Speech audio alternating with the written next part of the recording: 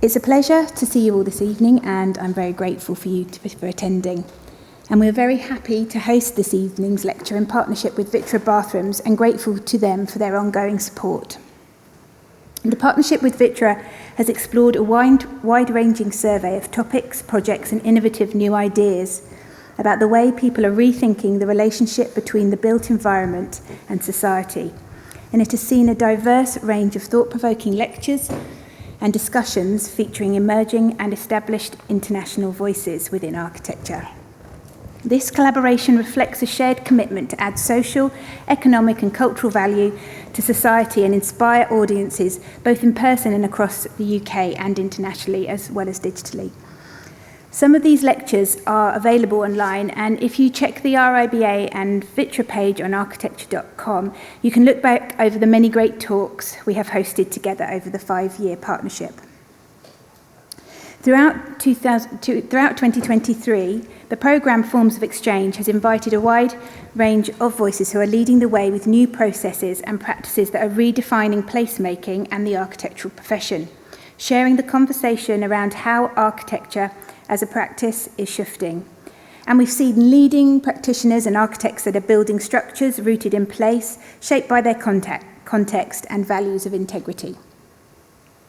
The season continues this evening with the co-founders of Caples Jefferson Architects, a design and architecture firm based in New York City that works at the intersection of social equity, education and culture. It's an absolute pleasure to welcome Sara Caples and Everardo Jefferson to RIBA this evening.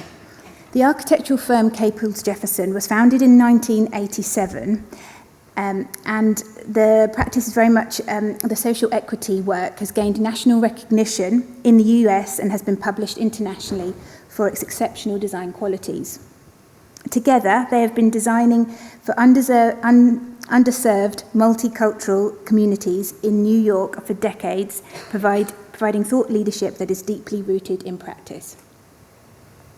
The partnership strives to create human-centered design projects and measuring impact on communities at the core of their practice through the principles of community-centric design, affordable housing, revitalization of neglected spaces, adaptive reuse, environmental sustainability, cultural sensitivity, social impact initiatives, and urban planning and policy advocacy. Among their notable projects are Heritage Health and Housing Social Services Agency, which is located in a former garage in Harlem, and Weeksville, a new visitors building and campus built around a rediscovered Freedmen's Preservation Site. Their new museum building complementing Louis Armstrong's house in Corona, New York, opened this summer. But we'll hear more about these projects in tonight's talk.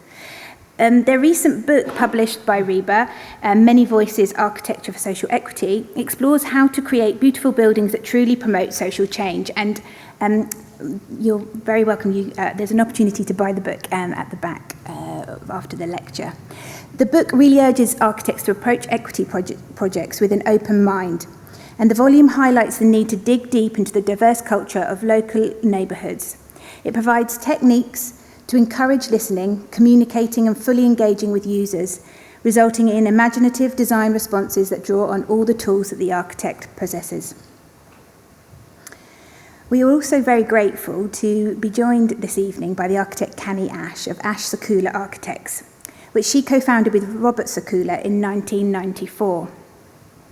The practice has been awarded Supreme Winner in the 2016 Housing Design Award for the Mallings, a riverside neighbourhood in Newcastle upon Tyne. And in 2017, its 475-home Wickside project was overall winner in the New London Architecture Awards. They are currently designing 700 homes using the concept of deliberate communities along the River of Lewis for developers' human nature and inventing post-pandemic uses for 2 old department stores in the town of Bedford and city of Peterborough. Alongside their architectural work, Ash Sakula has pursued constructive propaganda through a series of projects captured in short films and websites. Collective Custom Build, Adaptable Neighbourhoods, The Lightbox House and the Meanwhile London Caravanserai all champion people and their livelihoods against a backdrop of thoughtless land assembly for development and demolition of worthwhile structures. But before we invite Canny to the stage, I'm very pleased to introduce you to Sara and Everardo, who will now begin their keynote. So thank you very much. Thank you for the invitation to this beautiful building, this beautiful space. I'm particularly taken by the entry ramp and entrance. Our firm have done a lot of ramps in New York, but this particular ramp is quite handsome and beautifully done, so I'm taken with it. Sara and I have done many speeches together, and over time we used to interrupt each other. She would say something and I would say something else, and it was discontinuous. So for this talk, Sara would do the main speech, and at the end, you both will answer questions. Thank you. Well, thank you. So it's always exciting to be in a group of colleagues, of fellow architects, of so many people who have gone this route. And so it makes us feel a little humble to share our work with you, knowing that so many of you, I was just looking at Canny's website, have done work that so inspires us. So I'll talk a little bit about our journey, but we'll be very interested to hear about people's reactions and questions, because we see so much work to admire in the UK. So Caples Jefferson Architects, Everardo and I are principals. Of course, we have a group of talented colleagues. This has always been done as a collective. We've been doing this work for about 30 years. It's sort of amazing to think that we started the office in '87. And we started working before we really had a theory about what we were doing. We just knew that we wanted to work in neighborhoods where people didn't seem to be represented, and where architecturally, and where the architecture didn't seem to be related to its occupants. This is New York. We wanted to bring our buildings and their audience into a closer relationship. Because one of the things that we sort of knew then, but that we believe much more deeply now that we've been through this 30 plus years, is that we're just birds of passage. We design something for a community, but they own it. And if they, in communities that are poor, building a project is such an enormous use of resources on so many levels. And if we don't do it right, if the building isn't embraced by its own community, what is its point of being? And they put so many of their resources, we really have the responsibility. And that simple fact has made us rethink a lot about how we've done our work. So one of the things we kept bumping up against was that the particular set of architectural tools and training that we possessed created a distinct aesthetic. It won't surprise you to know we were students of Charles Moore and Jim Sterling. It created a distinctive aesthetic that didn't always connect with the dreams and ambitions of the people in the communities that we were working with. And to connect our architecture to our users' aspirations, to their hopes, to their experiences, we had to broaden our own architectural tool chest of techniques. And often it wasn't so much the technique whether it was a formal invention of form, or use of classic color theory or whatever, but it was that we had the sort of right way to do things, the kind of narrow aesthetic definition that we had absorbed, and then there was this whole area out here that our aesthetic definition turned its back on, said that was not acceptable. Only for the communities that we're working with, if we broadened our view, that we might actually connect.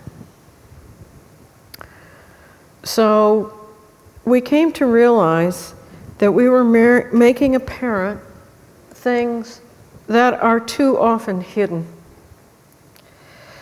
And sort of why this title? Well, there is much in New York that really isn't visible.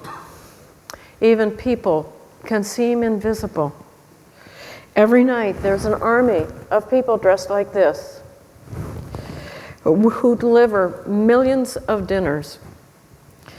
Yet most recipients don't stop to know them, where they live, how they came to be here. And even in their own neighborhoods, there is very little, save a few shop signs, to acknowledge their unique presence. And the person who started to give us a way to think about what we're doing was our son, Caples Jefferson, who's a painter, who actually has a show. He's dying in the front seat there. He actually has a show right now at Goldsmiths CCA. And his work is largely about redirecting the gaze. So here, that's my interpretation. Esteban would probably explain it some different way. But here he paints a bust that's not even credited in the museum where it stands across the channel in Paris. And it's merely called Bust of an African by the museum that displays it. Nothing about who the person was, nothing about who the person that made it. And Esteban kind of redirects your gaze to ask, who was this? What was this about? And here he paints some flags that people spontaneously tape to stop signs to assert their identities in neighborhoods where they live. So looking at our son's paintings, even though we'd been doing this work for a long time, it opened up a way of thinking about it that clarified for us what we were doing. Erasing invisibility. Trying to create projects that connect with people's experiences to let them know that they are part of the civic life, that they contribute to. We'd like to share with you some of this work, how it evolved, a few of our mistakes, because we made a lot of them, and how we healed some of them, and a few specific architectural techniques that we found to be useful in that development. Very often, when we first hear from people, so we don't have any genius techniques for meeting with communities, but we think it's very important to meet a lot in the design process. And what we find is, as hard as we try to listen, we often don't really hear. We've had this experience again and again, where it takes repeated efforts, and then at some point there's kind of a breakthrough where we start to understand our mistaken preconceptions, those limits that we had. And in that moment of breaking through is where the art becomes deeper and more interesting. So, a little bit of our journey.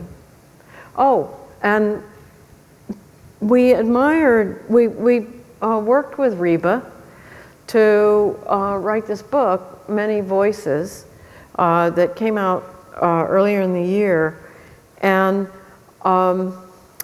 it was an incredible experience working with RIBA, because you have a great publishing company and great editors.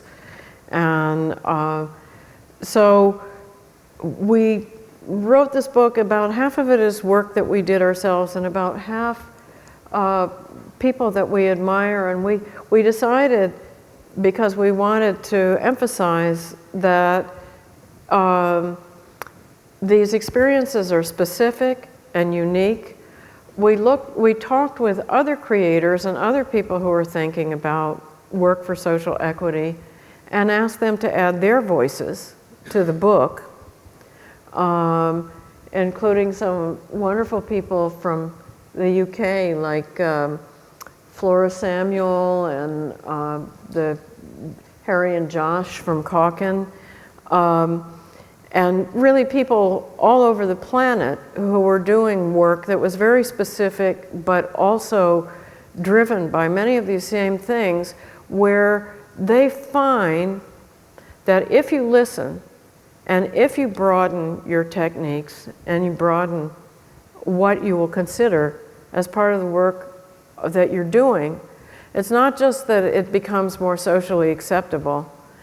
For us, the experience certainly has become that that's where the art becomes deeper and where it becomes richer. And so we feel that this work has given us freedom to do our best as architects, to do richer works of architecture, which is, of course, what drives us all. So this is early steps.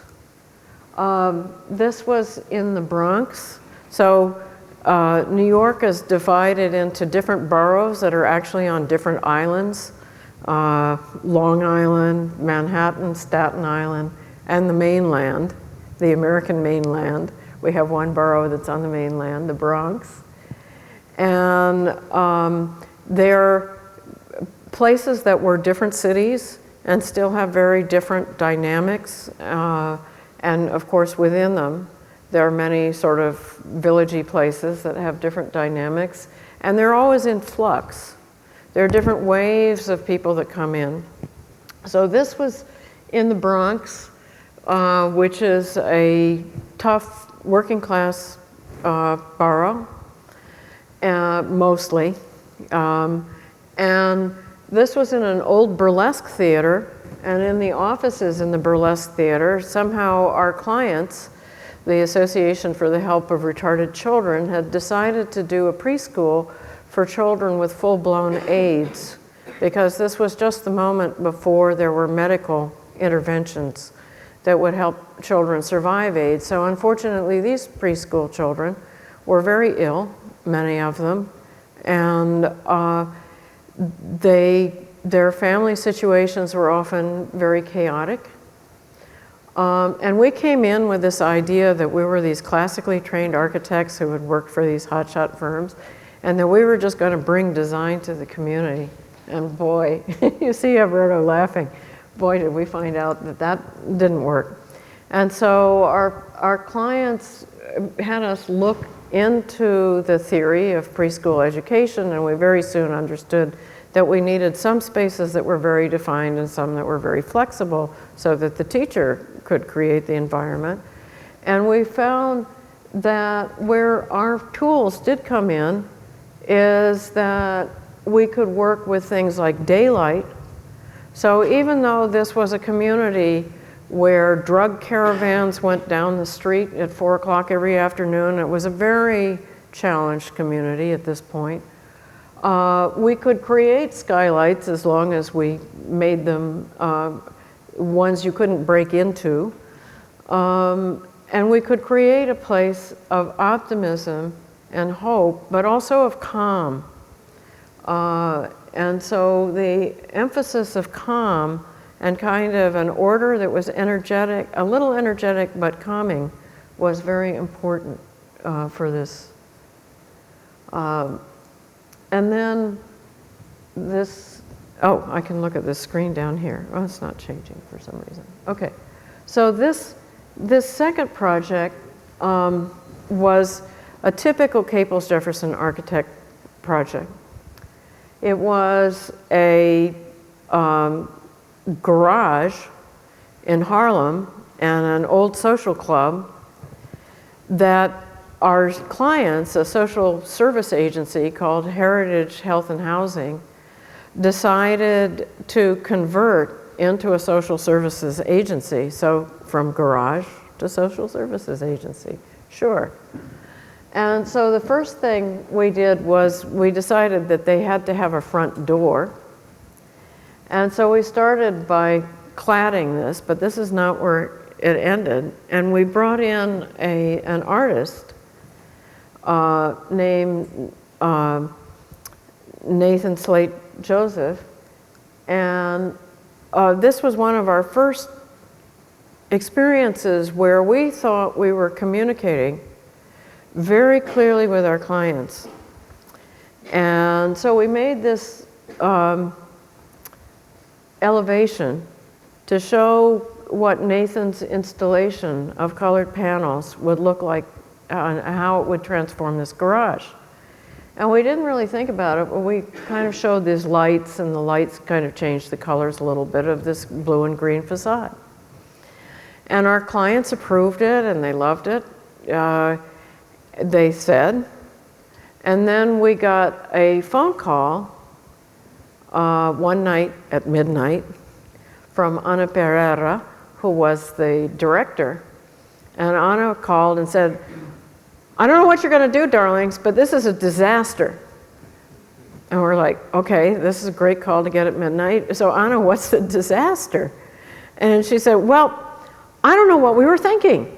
We approved this thing, and it's blue and green. And we're in central Harlem, and our clients are mostly, for them, culturally, this blue and green, this is like the colors of depression. And these are people, they're clients that are coming out of a witch's brew of substance abuse and mental health challenges, and they're coming out of prison. And they didn't want to have a message that was like, oh, come and be depressed. So Nathan, fortunately, who's there in the front, this is a photographer from the New York Times that latched on, the New York Times kind of latched on to this story. But Nathan was like, sure, I can change it. He was so cool and so wonderful. So he came back and put up all these red and yellow panels to kind of really change the affect of the building. And then we got Ana and her colleagues back, and we said, okay, Ana, is this, what do you think? And they were like, yeah, it's a patchwork. It's like us, we love it. And so it was really telling to us, these young architects, how much these little things, what an enormous difference it made to our clients, and that sensitive to things that we were not necessarily tuned into. But then we had another aspect of this design. So this building it's not just the garage. Oh, so now, of course, classic New York story. After their lease expired, it didn't get renewed because, of course, this is now going to be turned into some kind of high rise. And so now they're doing Nike ads. This is actually pulled off of Google Earth. It's sick, right? Okay, but what can we do? So anyway, so this building was basically landlocked. It had just a few windows along the parking lot side that we didn't own. But so we decided to put in light wells so that this building varied from 1 story plus a basement to 2 stories plus a basement. And when we say plus a basement, Heritage had to occupy every square foot of space, of course, because a client like Heritage doesn't have a luxury of having an unoccupied floor.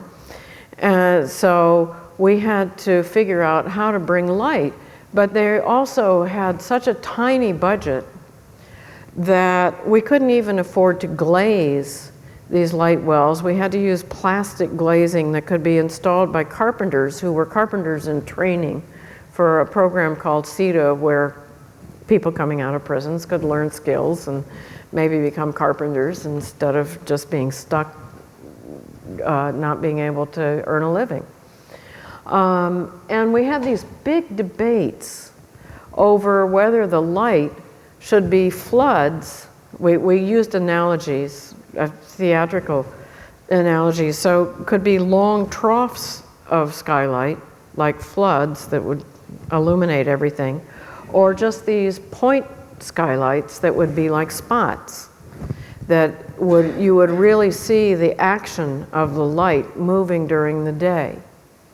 And in the end, we thought that spots would provide more of a contact for people. We wanted people everywhere in Heritage to know whether it was day or night, whether it was a cloudy day or a sunny day. We wanted people to have the satisfaction of knowing that. Plus, the light was an incredible healing thing in this building, in this old building, just in terms of destroying funky, moldy things, which unfortunately there were some in the building.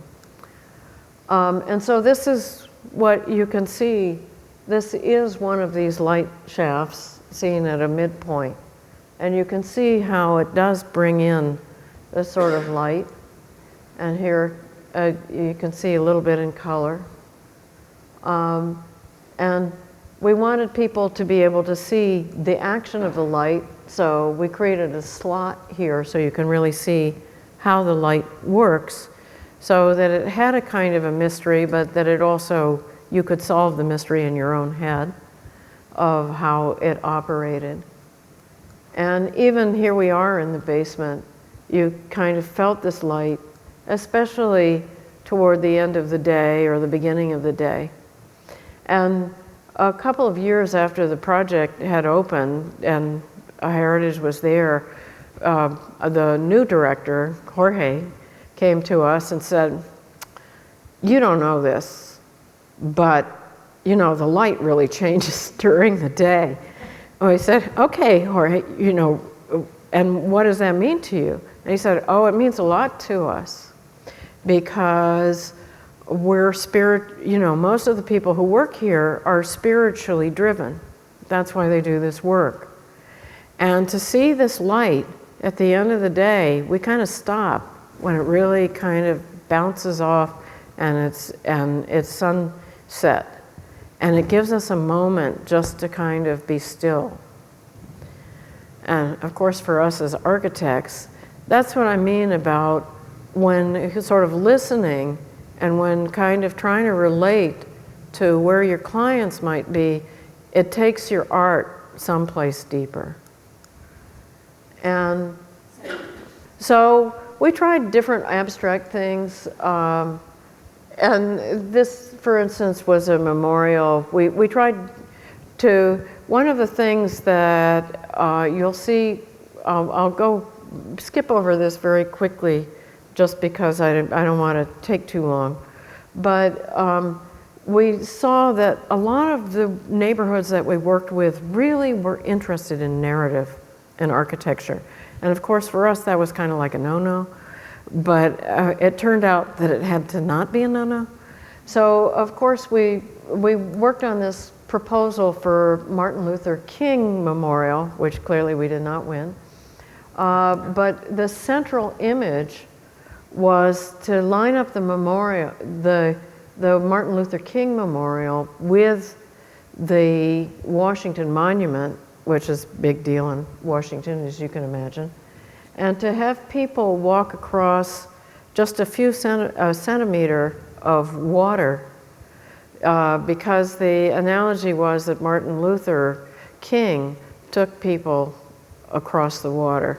That's the analogy, the image that you always hear from churched people, church black people, that he took them out of wherever you want to say segregation was.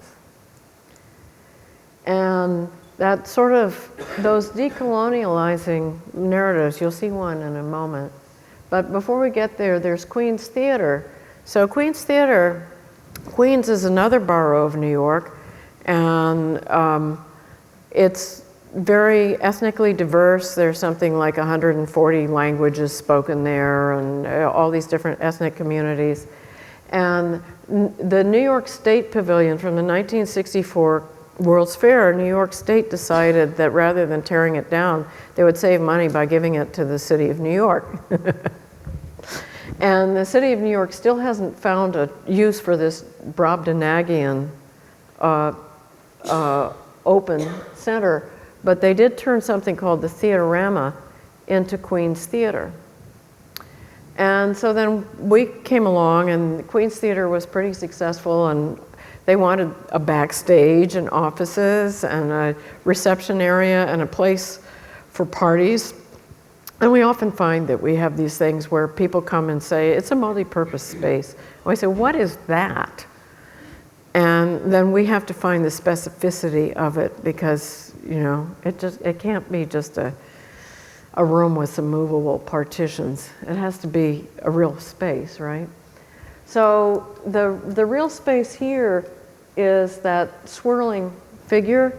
The multi-purpose space turned into both the lobby and a giant party room for the borough, where the borough president has their reception, their annual reception. And so because this was falling apart, we wanted also to recenter the composition, because when it was turned to a theater, there were those two towers, which we called the Mickey Mouse ears, or somebody in my office called the Mickey Mouse ears, that kind of threw the whole composition off. And that's one of the things that we often find, is that architects are so busy making their statements that, especially when we work with buildings that also have additions, the additions are often hostile to the existing setting. And our work is somehow to heal that and to bring another wave of renovation, to bring the whole thing into coherence. And so we centered this reception center very carefully, working with the circular geometries that Philip Johnson had brought to the original center. And we wanted to have circular geometries. I had sort of come up with this idea of this circle, but it was kind of static, and it wasn't very good form making. And then Everardo kind of created a competition in our office, and one of our colleagues, our partner Michael, came up with this idea of swirling entries. And so people started calling this space the nebula. And so that was important, and you can see how that swirls. And then this is a kind of watercolor that I did to kind of show the spatial affect. And you'll see that color is actually only happened toward the end. But so we inverted the dome, because of course we were concerned about acoustics for a party room for 600 people. But inverting the dome helped to solve that. But it also was another way of working with circularity in all of these essays on circles. And you can see it was also important in the sense that this room for 600 people, you can see in this complex of Brobdingnagian scale how you have to do all of these things to kind of create a sense of importance in the space, but also opening up the space to the surrounding park visually. And even in the ceiling, you see these sort of skylights, so that you would look up from the space and see especially the abandoned stadium, and start to build a public for its eventual conservation, which I'm happy to say is now taking place. And here you can see, looking up through the dome, these sort of wormholes through the dome that take your eye back out to the stadium both by day and by night. And of course, one of the things that we deal with a lot is that our budgets are quite miserly. And so we couldn't afford curved glass. And so we had to use all these straight glass pieces on this curved thing. And Everardo had no trouble with that, having worked as an industrial designer before he was an architect. And so he said, oh, we'll use Gestalt, we'll use a Gestalt technique. And so we had these little fins that we put at every vertical, so that as you see the fins turn in space, your mind thinks circle rather than facets. And here you can see that. And then, of course, it was one of the things that always amazes us when we deal with these millions of, or these multiple conflicting bureaucracies, is how often people say something pretentious like, oh, well, that neighborhood's not interested in sustainable design, because they're talking about some neighborhood that's not white people. And it's like, why would you think that? I mean, why would you even think that, right? But so, of course, all our clients want sustainable design. Of course, all our clients know they're living in climate change. So here, we mapped the shadows that are cast by the Brobdingnagian structure. And where you see the screen is where it doesn't cast a shadow in the course of the year. And so the screen adds that level of shading. It also happens to work just by plotting where that area of exposure, it gave us another layer of circularity. And then the color. So we started out with this sort of white abstract ceiling, and we worked with a wonderful lighting designer, Hervé Descottes, that we said, Hervé, you know, you can play with the lights and change the color of the dome. And so we thought we had a really hot concept, right? And then that was great until we met with a couple of user groups. And some of our feedback groups were like, well, I'm Asian, and you know, white is sort of more a color for mourning for me, so where's the celebration? It's like, okay, that's not working. So then we started to do color research, and we, instead of just sticking with our classic Albers color theory, which was very helpful, but we also started to look at how people have mapped what different cultures, the emotions that they map onto, they attribute to specific culture, to specific colors. And so and it varies from culture to culture. So not every culture interprets colors the same way, right? And what we did find, there was this kind of golden orange, which almost every culture everywhere perceived as celebratory. So here's the white when it was under construction, but here's what we ended up. And since we had this color, and since we were open to the park, we also did things like play little Rothko games of having the edge get redder, so that especially as the sunlight changes when you're going to the theater, and it's getting to be sunset, this dome really does go deep orange on you. And here you can see that light toward the end of the day and how it brightens. And another project where the narrative really does come into play, and where it's not enough to say that you're designing for a community. I'm sure you've had that experience in London too, where you're not only designing for a community and a time and a specific place, but you're also designing for the larger city and for various conflicting interests.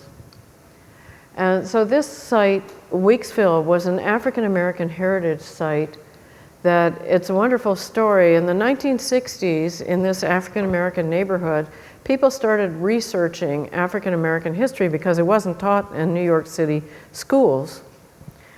And even though they did understand that there was a presence, and slavery ended in New York officially in 1828,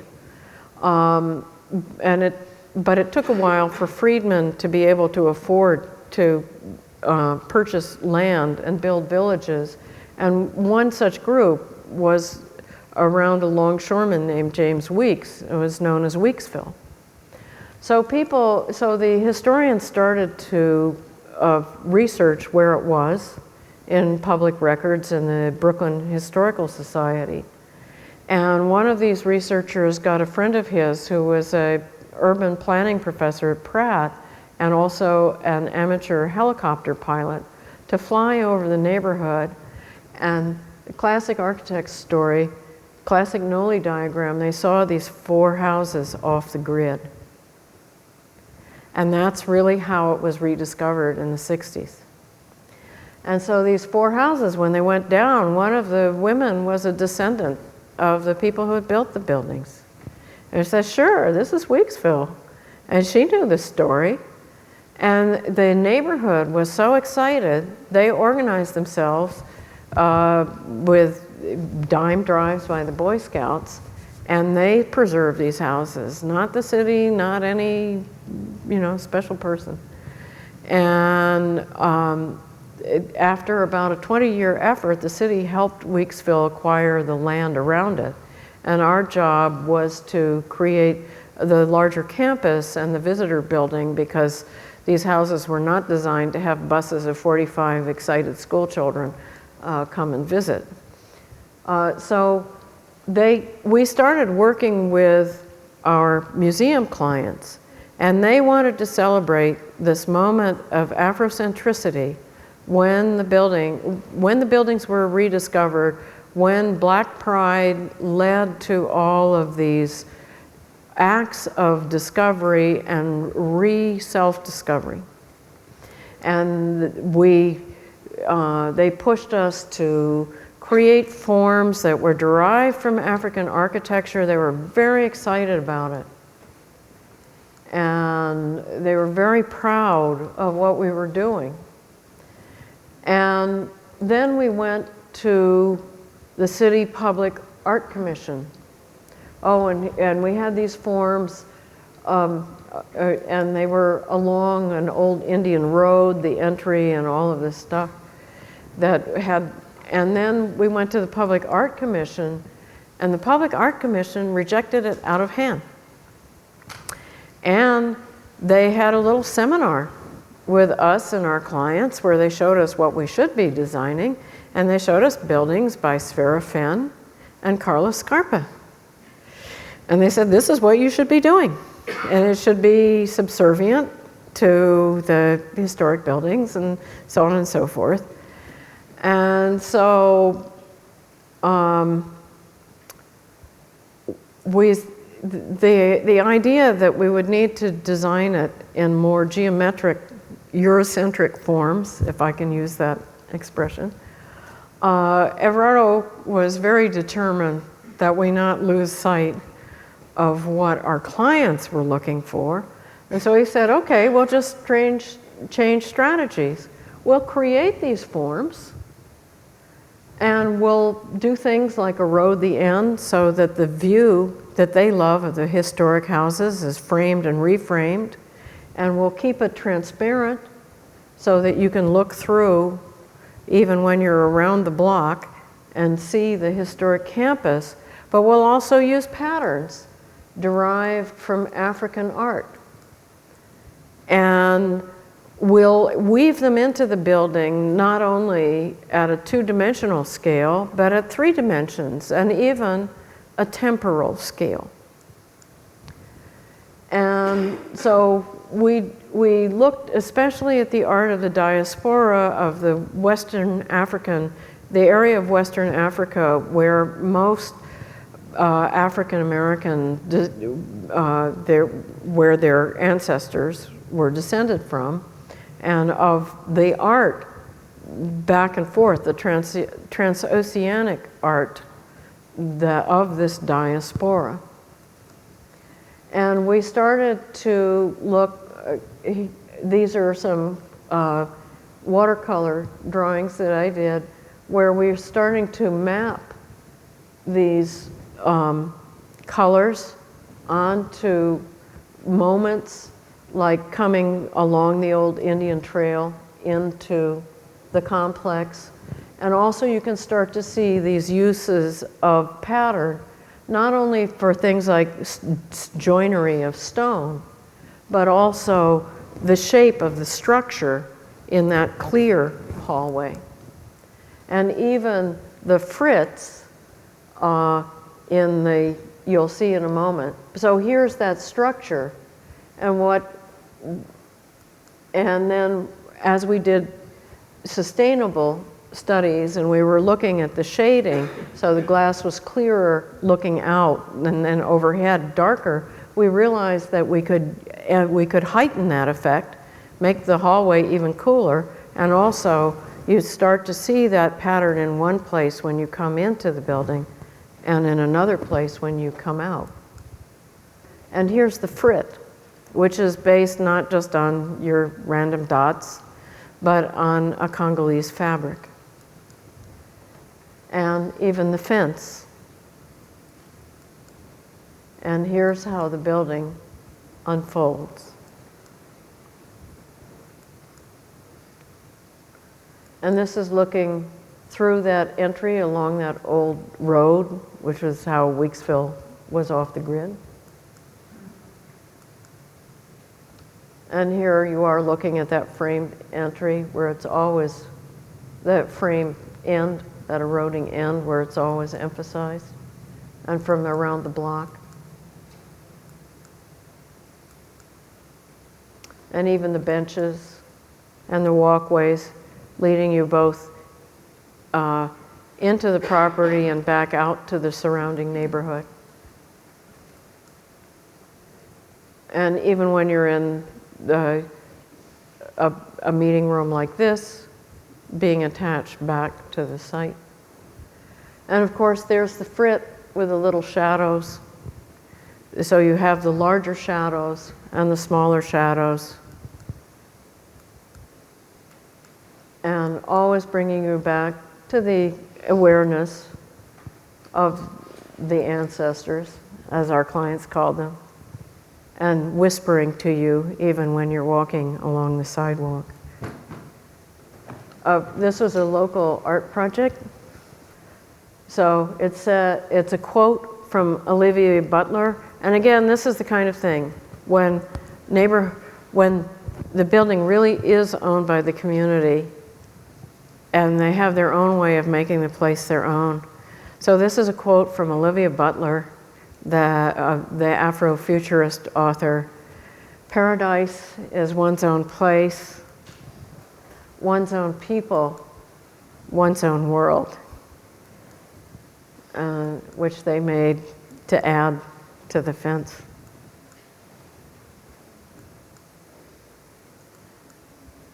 And this is our final project that we just wanted to share with you. This is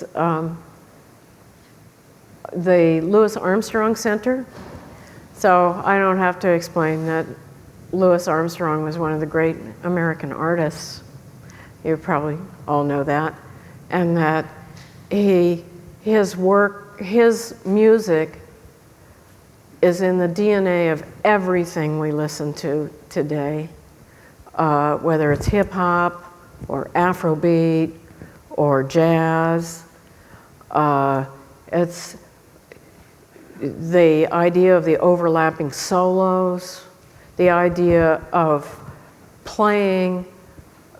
You have a kind of a written music, but you can also take it in all these different directions, and that the player is also a composer on the spot. The idea that the players play back and forth and create this collectively. That music that where notes were sort of confined can be more sliding. That music can be more malleable. Of course, the beat, the scat singing, all of these are from Louis and from people, singers and instrumentalists like Louis. And of course, Louis was one of the great trumpeters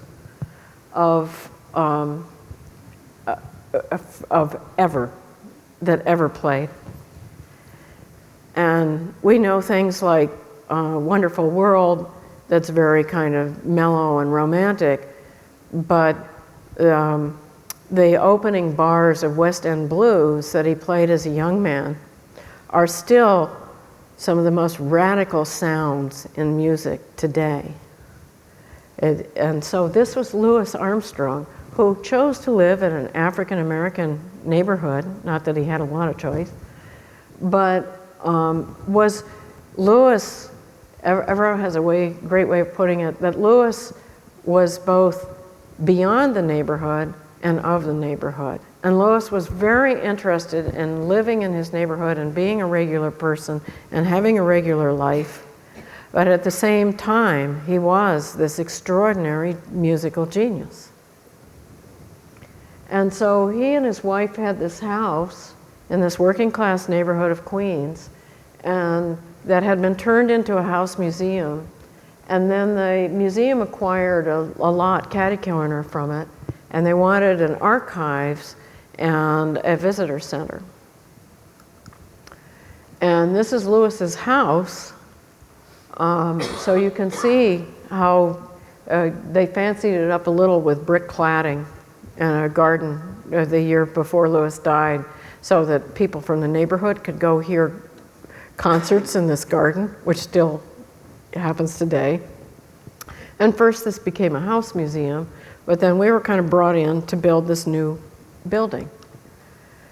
And so we thought about it a lot, and of course, highly sustainable, all of those kinds of things. And because it was kind of catty corner, we had to find a strategy for the facade, and because it's kind of mid-block, and you're coming from the subway or you're coming on a bus, this building was always going to be seen at an angle. So we thought also about, you know, these different green roofs and how the garden and the building should create this series of gardens, which you'll see. And we thought that the building should be contextual in the sense that it should respect the scale of the surrounding buildings and that it should not rise above them. But we also thought it should stand out in a way that declares to the public that Louis was a genius, a musical genius. And very often in these neighborhoods, one of the things we find when we work with our clients, like Weeksville, like the neighborhood around the Louis Armstrong Center, is that people don't want their history to be invisible. They really do want it to be visible. It was always in the neighborhood. We've had some architectural critics that say, why isn't it more contextual, meaning hidden? But the neighborhood that we're working with always say to us things like, it's so wonderful that this stands out, that you know about Louis, that you know that our music came from a neighborhood like this. So that's the strategy here with this curve and this counter curve. Of course, there's derived count, point, counterpoint, big use in jazz. And that it would have a kind of golden presence. And that, of course, that's also part of the sustainable thing. And here we are from the opening about a month ago. And of course, we achieved that by having a custom woven metal mesh inside the glass, which has it kind of stand out during the day as golden, like Louis's trumpets and like the brass that you see on the underside of this canopy.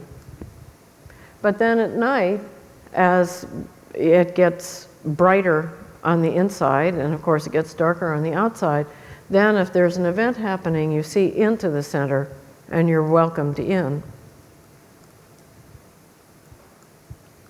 And of course, on the inside during the day, you look out and see Louis's neighborhood, and you see Louis's house, and you connect to them that way, as well as going to visit it. And there's always this kind of golden presence to remind you of Louis. This mesh does reflect the light a lot, so it's always kind of a shimmering veil.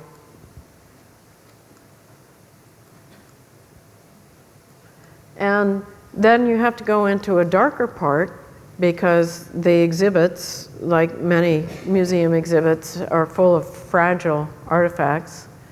But even these columns, for somebody who is versed in music, they would know that these are the incipits, the opening bars of Lewis's great hits.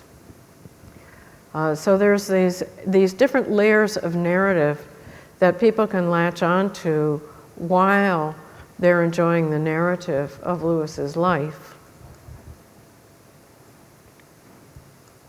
And then that multi-purpose room here, we said, why not make it a jazz room? And our clients were very excited and adopted that right away. And this jazz room, so you can see the movie about Lewis, and you can do all those multi-purpose things and have cocktail parties for donors and all those good things. But what it primarily is a room for the living legacy of Louis Armstrong, for music, and a wide range of artists, from unknown young players to people like Jason Moran and Esmeralda Spalding are doing performances here, because this kind of intimate room for about 75 people is a place where you can really create and hear music.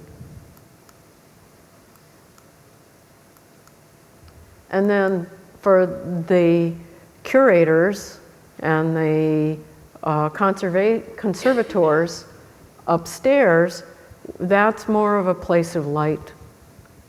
And we made the whole sides, the long sides of the buildings, the city-locked sides, a place that brings in a lot of daylight, so that there's always that optimism. And here you can, from the conservator's space, you can see one of these green roofs, the flowering green roof that changes all the time.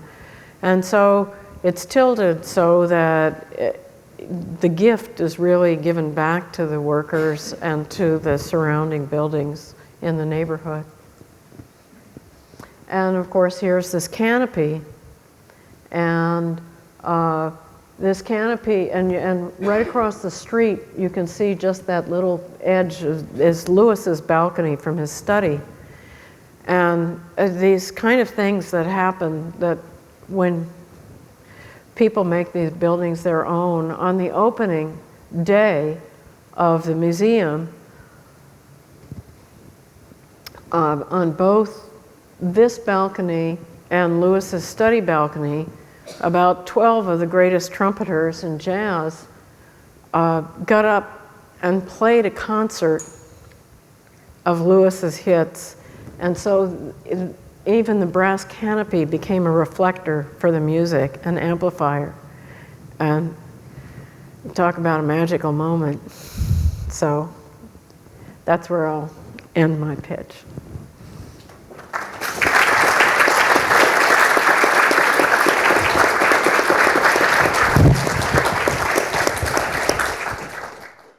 So thank you for that. That was really very exciting to see those stories come to life. And it's clear that you are a practice which is very suggestible, very interested in a comment that your clients might make, that you pick up, and you would spin that into a world and bring it down into a tactile, fully embodied place for people. And I think that's it's pretty unusual to also recognize all of your sources come from other places. So the book that you've produced with the RIBA, Many Voices, where you name-checked all of those people, that's vanishingly rare, really, for any architect on this platform to mention another architect, let alone a roster like that. So I'm intrigued, and I'm wondering whether you turn the searchlight inwards, whether we could talk about invisibility of the architect, whether it's important for you to be, you know, the Wizard of Oz behind the stage, making things, pulling some strings and making things happen, rather than putting yourself on stage as the superstar, as the architect who flies in and brings the magic. So it's invisibility, suggestibility. Would you, Everardo, do you want to talk about that a bit? One of the great things about working in poor neighborhoods and looking like Everardo and me is that nobody expected us to be superstars. No one. And so that wasn't a problem. and probably the problem for us was to make sure that we felt that we would be judged more severely if we failed, and that we would be forgiven much less. And so one of the things that we were very concerned about was the technical aspects of our building. We felt that they had to be technically impeccable. And so many of these things that we were able to do artistically is because we had that commitment to having buildings that don't leak and had perfect enclosures and all of that, because we really felt that that was a necessity. And so the other consequence is the people in our neighborhoods are not thinking that they're getting superstars. And so they're really not afraid to tell us what they think, and they're really not looking at us as being so darn special. So the superstar problem was not a big deal for us. Well, it's not really a, excuse me, it's not really an easy task, because with the community, you want to make everyone believe that you're listening. But there's a layer of trust that you have to, this layer of trust has to be earned. And that layer, though, takes time.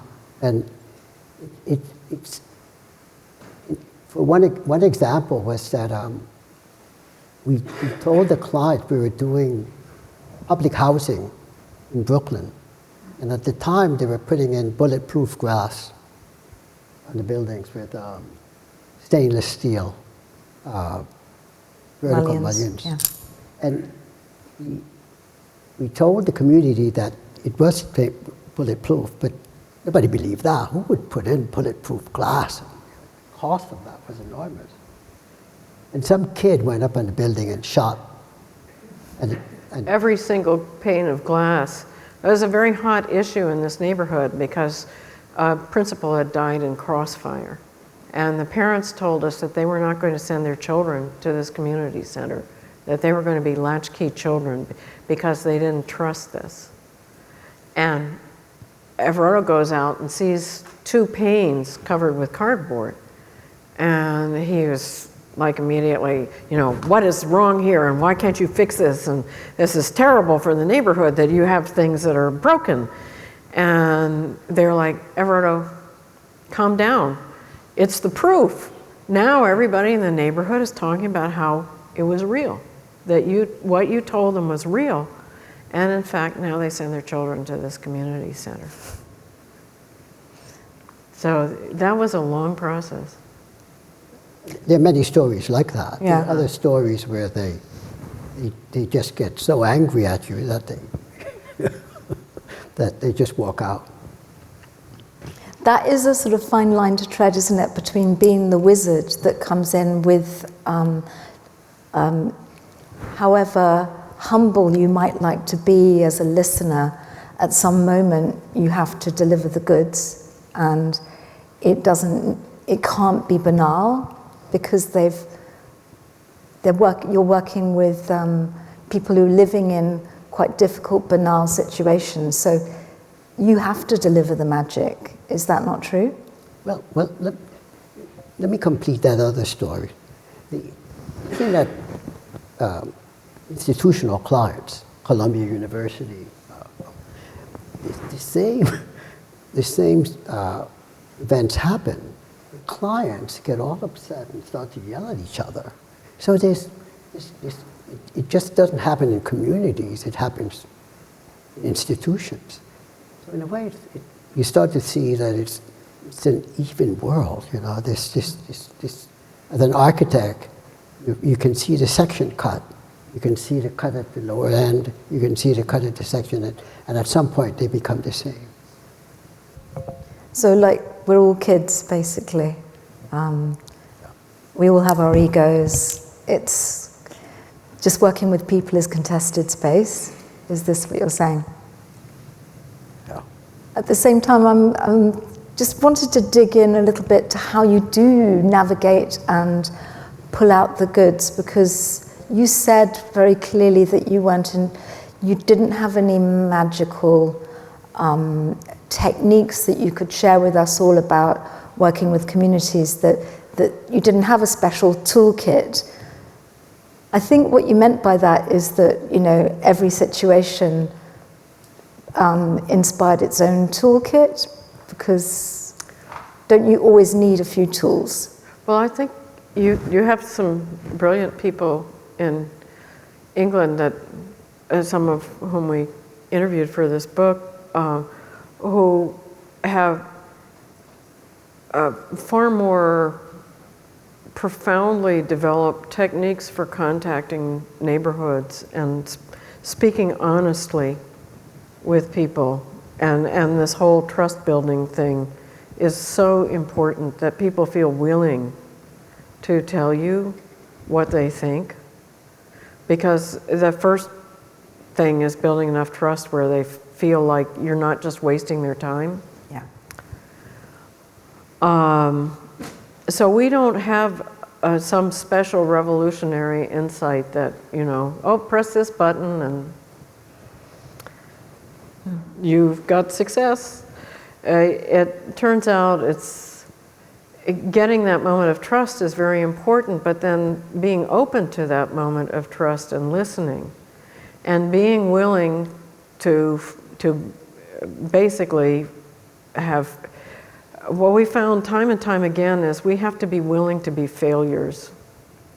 We have to be willing to admit that something that we did was not responding to something that was really important to our clients, to the users of the building, who we think of as our real clients. And very often it comes at an inconvenient moment in a project, and that's where a lot of trust from a lot of players in the project is very helpful, because then we've got to convince 3 bureaucracies and 2 private donors and whatever that, okay, we're going to kind of go around the bend now a little bit. We're going to change course here. And they are willing to understand why you think that's important and why that's important to the community. And they're willing to, they may think that Everardo and I are idiots for not having figured it out at first, but nonetheless, they're willing to go along with that. Well, it will be interesting to hear from lots of people here about those stories of building trust.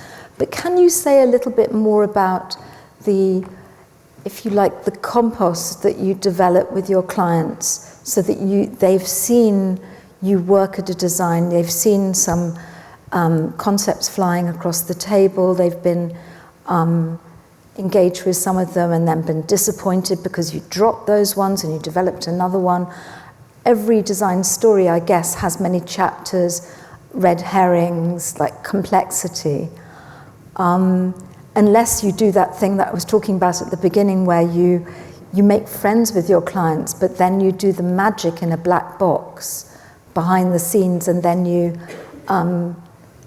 drop it into the conversation in ways that make them feel they had the ideas. That's a kind of like, sometimes I feel, not such an evil manipulation game, because communication is really, at the end of the day, but really important. But if you don't do it that way, and that you do it longhand in front of people, you're expecting people who haven't been up to their ears in design thinking and design practice to come in and play with you as collaborators.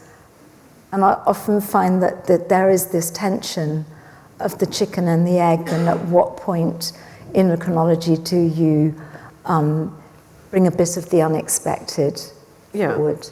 Do you want to? Yeah, sorry. In New York City, there are numerous stakeholders, and I mean, almost like 15 powerful stakeholders. And even though you have developed a level of skill in dealing with different layers of stakeholders, you never quite can predict what would happen.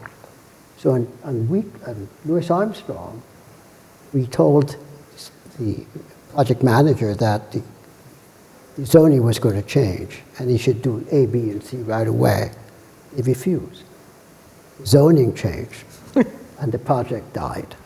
Or they hoped it was going to die, but it didn't, because our client was so persistent. After that they, 5 years. Yeah, they went back to community boards, and because we had all done such, because the museum had organized the neighborhoods to come and see the whole design process. The neighborhood was invested in getting that building. And so we had to go through a zoning exception procedure that took years. It took a year. More than a year. And it was a procedure that had to be endorsed by the neighborhood, the larger neighborhood, the overall city, and then the Board of Standards and Appeals. So you can imagine how painful that was. But the neighborhood came out at every level, including going from remotest Queens to Manhattan to the Board of Standards and Appeals to stand up and say, this is the building we want. Now you must remember that this building is only 10,000 square feet. In New York, the Hamptons, that's not even a garage. The effort that these people put out for this 10,000 square feet was an enormous effort to get this built. So I was asking you, Sarah, wasn't I, before, about how many of your buildings get realized? And you said pretty much all of them, because we have an intense stubbornness. And that must be one of your magic ingredients. Well, you were asking a moment ago about the process, about what is it that you reveal to clients and what do you not, or neighborhoods or whatever. And I do feel strongly that trying to ask a neighborhood to design the building is not productive. That you have to ask, that you're asking them to be a designer, and that's not necessarily what they do well. What I think they do much better than we do is understand the culture of their neighborhood. They understand what people care about in their neighborhood. They understand things like parking is a problem that we might want to ignore, or some such thing that they keep on bringing up to us. There are all kinds of things. And then what we have to do is be willing to show them these different designs and hear from them. I do not even feel that a lot of, like the Ana Pereira thing that we showed you, the drawing, that we inadvertently misled them. So now we have different kinds of drawings that are a little more diagrammatic in a way to show people, because we find that most people cannot read drawings very well. They're not versed in it, even though they're immersed in images.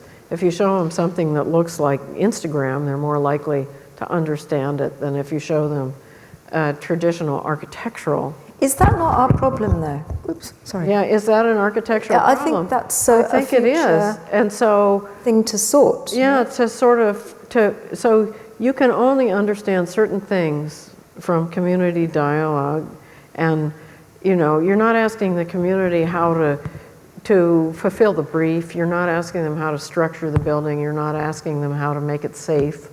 There are a lot of things that obviously they expect you to do, like when you go to a doctor, you don't expect your doctor to find out from you what the best cure for you is, but you expect them to find out from you how you're feeling about your body and how it feels. So it's similar kind of thing. When you're working with a neighborhood, there are things that are very important to understand, but then you're also laying yourself out as an artist. And so that's really your kind of vulnerability point, where you have to kind of share what you've been trying to do artistically, and then maybe that will work and maybe it won't. So that's different from me and our son, or Everardo and me and our colleagues and our son. Our son can put out his painting, and if you don't like it, the heck with you. That's not his problem. But for me as an architect, that is my problem. I do have to make a building that serves your purposes. I think you said a lot of things that are quite controversial in the current context of co-design, and the fact that when you scrape the layer off any community, it seems to me you often discover somebody who's better at your job than you are, even if they haven't been trained.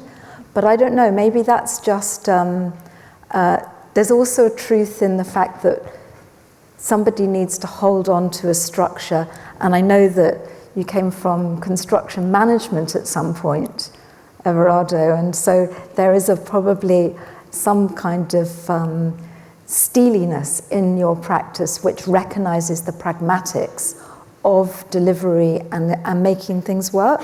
But I just wondered if we could open it to the floor, and Great. Anybody has any comments about this issue, at what point architects can open themselves up, open their projects up, and at what point do they need to focus it down, deliver a presentation, deliver a project. Is there a mic around? Yeah. One on each side. Somebody who has an experience, a difficult experience perhaps, of that. Over the 40 years ago, and we conducted something called Planning for Real. And I kind of helped sort of orchestrate it, if you like. But it was, for me, it was very important to find out what people wanted. And so, I don't know if you know the scenario for Planning for Real, but we had a very basic model made from cornflake packets, not an architectural model at all, where people could actually see where they lived. They could actually pinpoint their own homes. And then we had, we called them planning parties, where people came and they had tea and biscuits and sat at a table, maybe with people they didn't know, with a big, large plan, to discuss amongst themselves how they wanted this piece of land to be used. And then they went up to the model and they could put their little tickets about what they wanted, and then went back to their plans. And actually, so we ended up with about 5 or 6 different plans, which we then amalgamated into a garden, an open space. So, and it's developed in a very organic way since then, but that was the sort of foundation of it, where people got really, really involved. And then there came a point where we had got funding to do it, and it could have been just a green space that was opened and closed by the council. But people had got so involved in their space, and they'd fought for it, they'd stopped an office development, and they wanted to retain it, as you say, to own it. And honestly, I was a development worker for the first 10 years, and I live locally, so I've never let go of it. I've been on the board and lots of things. Where is it? It's Calthorpe Community Garden in Gray's Inn Road. And it's so wonderful now when I go there and I see how it's been used and it's been developed and it's never reached one particular form. We're at another stage now where we're going to get, hopefully, a new building, the building we've worn out, really. So, you're saying a foundational myth for a project is important. Yes, that's what I'm with trying many to say. voices. I don't want to carry on, but it's amazing now how it has managed to evolve, but that's how it began. So people really felt that they had made it. I mean, I meet people now who say, although they haven't used the garden for a long time, still feel they were part of that establishing it. So that's really what I want to say. That sounds like quite a brilliant process, and especially it's interesting because your process, it sounds like in that particular instance it was important not only for the project designers, whoever they were, to understand the community, but as a vehicle for community, creating community consensus within your community for people exchanging ideas with each other. It sounds like quite a brilliant process, and obviously one that has resulted in a garden that people value and are still passionately involved with, from what you're saying. I just think that's great. I don't have any problem at all with processes like that, but I think they're fairly rare, and I think many projects don't have the resources for bringing a community together in that way. So you tend to see that more in sort of gardens or housing developments. You don't see that so much in one-off things and cultural institutions. We have a kind of amnesia though, because Planning for Real was very strong, and then people just sort of forgot about it. Or I was working in New York for Community Board 12, and it was very lively in the 80s. Like, we were out on boat trips, we were making gardens, we were like really talking about the history of the place and what it wanted to become. Do you want to talk about models? Oh, fantastic. Thank you, Candy. Hello.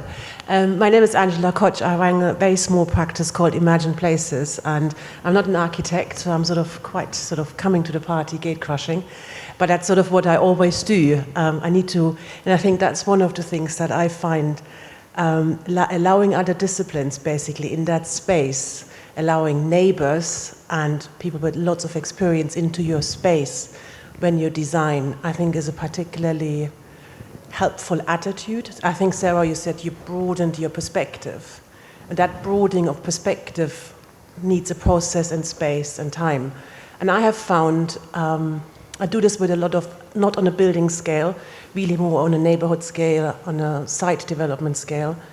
We're building models together. And it's not as simple as it sounds, but they're two-scale models. Maybe have a look at my website, Imagine Places. You will find a lot. I work a lot with Mikaviches, with Mohl, and other architects who have an interest in broadening, I think, their perspective. And you have clients who write briefs, who allow that time and the funding for it. I do also, though, would say it's not always a matter of money and funding, because you can, in the UK, we have a very, very strong sort of culture of objecting to developments, and building that consensus you mentioned, that requires tools and process and time, and that can help you in the end to not just create a better project and one that is more owned, but also a project that actually gets you through planning. I mean, that sounds very sort of pragmatic, but I recognize a lot in how you speak about your projects. And although they're specific, very, very, I think, culturally rich buildings, but a lot in small scale happens 100 times in a room when you work with 50 people in a day, where you pick up these textures, but when you build them in a model, they become suddenly more real. You co-create, and they manifest. And that makes them, I call this often sticky, because what we find when you just write stuff down, or you have a single conversation, it's less sticky. It sort of often gets lost because it isn't documented. I don't know if that makes sense. Yeah, it does. I did really like Justin Garrett Moore's writing in Many Voices, and one of the things that he says, which is it's important to have a more integrated process between expertise and natural experience, and somehow with the new tools of AI, together with the tactile things, would you imagine architectural practice changing now? Oh, it has to. I don't think when you have these profoundly different tools that it can stay the same. Just all the technological revolutions that we've seen in architecture in the last 50 years, this is... But what about where we want to go? Sorry, I keep doing Where we want to go, I don't think we have any clear idea until we've tried it out for a while. But how we want to, where we want to... Even, I don't think we really know. I think it's just going to be a whole bunch of experiments especially we're in early days with AI. Of course, some of AI we've been using for longer than we think, but in terms of design, these tools where there's a very strange disconnect in AI that I have read nowhere of anybody talking about. So I'm very concerned about architecture in its artistic aspects. And AI is a method for the visual arts where you talk to AI in words to create an image which is not words. And I have to feel that the artistic tools for creating images of the hand are more direct, if you can master them. And the artistic tools for creating three-dimensional space and form, whether they're cutting cardboard or setting a little 3D printer to do whatever, somehow in AI, words are always intervening when sometimes there's a more direct artistic process. Right. I worry about that a lot. But that's not the only way to use AI. Uh-huh. AI can take ideas, concepts, and you could develop one and to give me variations of that, which is useful as a design tool. Mm-hmm. And there's most dangers definitely in that too. But the idea of using AI as a word, say create an image with a sheep in it and a building in the background and a mountain back there, and put my building in it, I mean, that's a whole different... I don't know, I've just been reading this book called The Coming Wave, which is totally terrifying. The guy from DeepMind, who actually grew up in London. And he talks towards the end of the book about the concept of containment, because although we can get very excited about all of the power that will be coming to any kinds of conceptualizing of the future, there's also a need to stop all sorts of evil empires developing within that, because, you know, life is multidimensional, and one can imagine things that the containment idea is that we need a mental discipline to help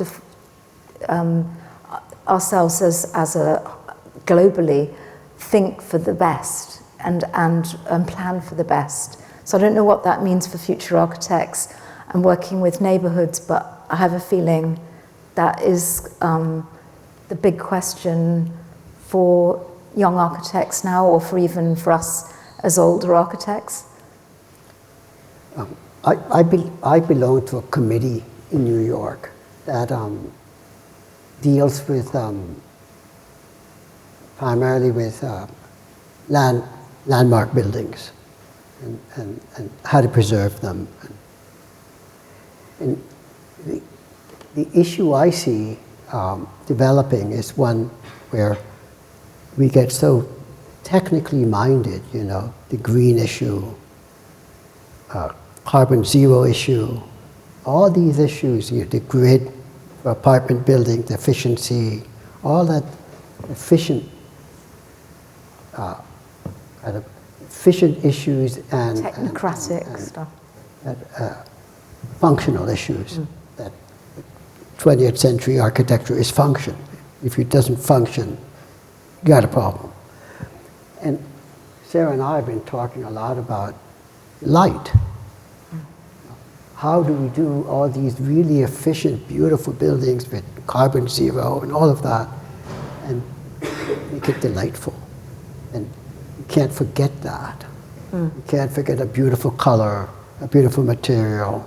We can't forget how sunlight hits a wall, or how the sunlight hits your neighboring building and reflects into your building. All those little moments that we all experience all the time has to be folded into this. And that's what you're saying with the art, that we can't drop that. Well, that's a really nice moment to end, isn't it? Thank you. Well, we're on the up. Thank you, everybody.